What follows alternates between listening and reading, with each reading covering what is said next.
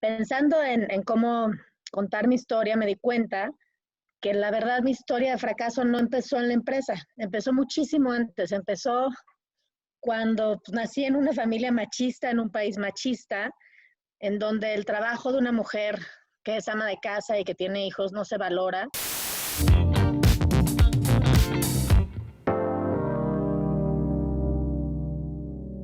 Hola, ¿qué tal?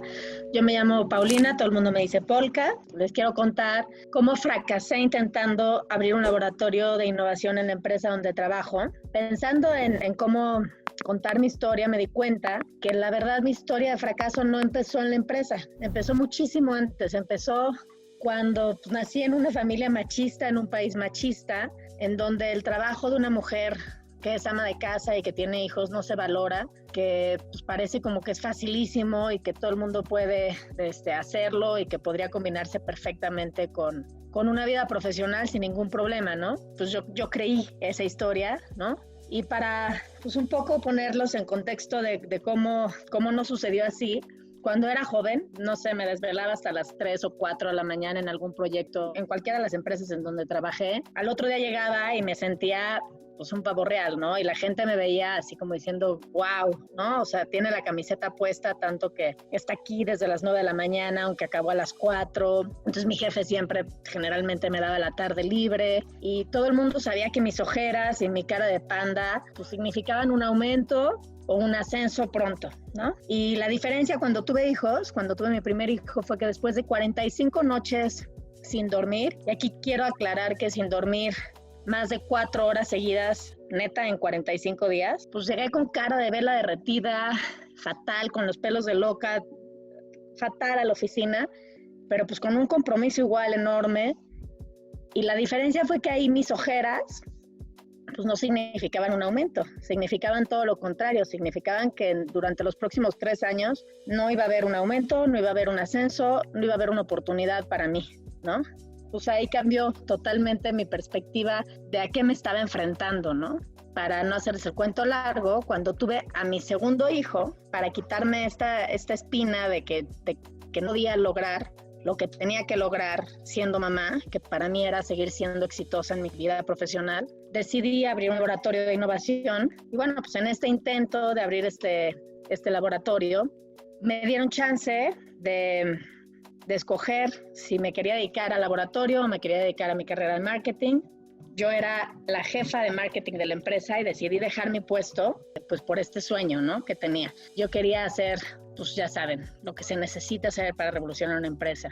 Uberizar los servicios, usar inteligencia artificial y todo tenía que ser desde una aplicación móvil, pero claro, era una aplicación móvil fuera de serie, ¿no? Y bueno, pues quería llegar al mercado millennial y pues así lo planteé, ¿no? El problema fue que antes de lanzar el área, pues no se fijó ningún presupuesto. O sea, se lanzó con esta idea súper sexy de innovar, pero no se puso un presupuesto.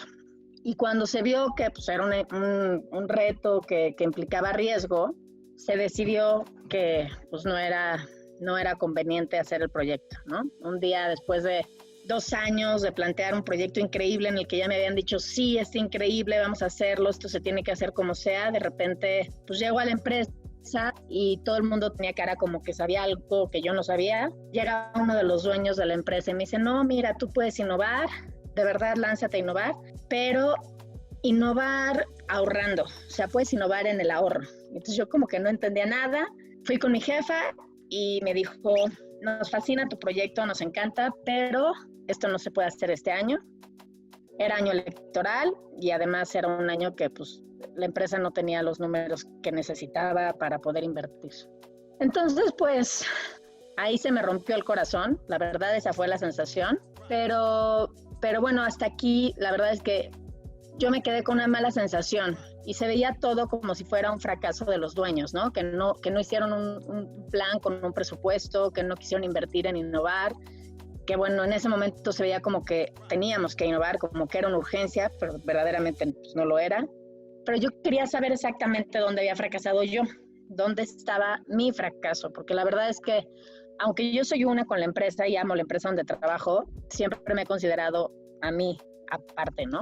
Y pues sí, me aventé no solo en año electoral, sino el año en el que, como les conté, me hice mamá de 2 niños, lo cual claro que sí implica un trabajo brutal. Fue un año en el que no tenía tiempo, no tenía energía y por supuesto que cuando tenía algún tiempo libre, el cansancio era tan brutal que no podía darle ni un poquito más a este proyecto, ¿no? Reflexionando sobre todo esto, pues me di cuenta de que si yo me hubiera preguntado a mí si yo hubiera confiado en mí en ese momento para llevar un proyecto de este tamaño, pues la respuesta hubiera sido no.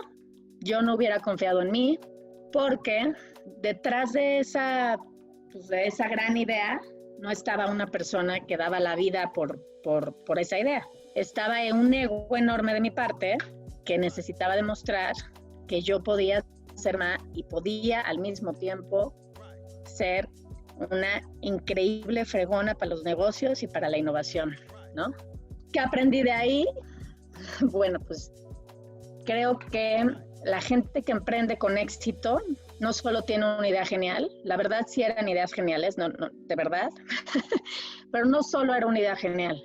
Lo que se necesita para emprender, se necesita una idea genial que empalme con tu esencia, con tu tiempo, con tu momento perfecto y con todo lo que te toca vivir en ese momento. Y de verdad creo que en un proyecto de emprendimiento importante, pues no se divide en lo personal y lo profesional, tienes que estar tú todo ahí metido, ¿no? Aprendí también que no debo de arriesgar yo solita, que siempre debo de arriesgar en conjunto, ¿no? Que si no tengo yo el control de la canasta, no puedo poner ahí todos mis huevos. Bueno, de por sí no se pueden poner todos los huevos en la misma canasta, pero menos en una que tú no vas cargando y que debería de haber esperado a que comprometieran su lana antes de comprometer mi puesto, ¿no?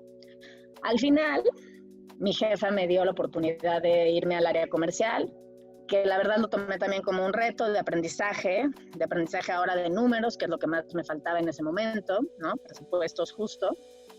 Y vamos, fue un fracaso que me dolió muchísimo, pero no lo consideré el final de la historia. Necesitaba urgente sacarme esa espinita de emprender algo, aunque fuera una mirruña, y de todo lo que aprendí, porque tomé cursos, tomé consejos de muchísimas personas súper expertas en tecnología y todo, pues quería hacer algo.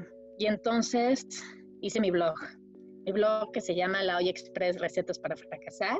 Era experta en intentos fallidos de ser superwoman y conocía perfectamente lo que se sentía estar adentro de una olla de presión. Entonces, pues la idea no fue difícil de sacar.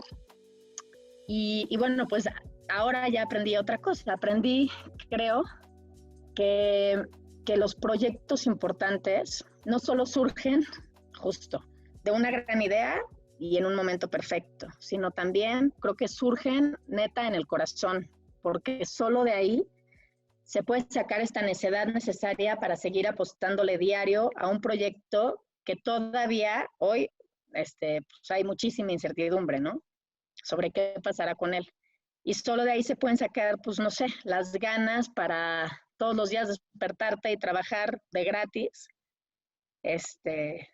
y que no te importe que la gente te diga, ¿y cómo vas? ¿Y cómo vas? ¿Y cómo vas? Sino que digas, pues como vaya, lo quiero hacer. Y bueno, pues esa es mi historia. Have you ever failed in a project, career, or business? Whether you have or not, you can become a Fuck Up Nights organizer in your city, company, or university. Learn how at fuckupnights.com. Join the movement. Fuck up the system.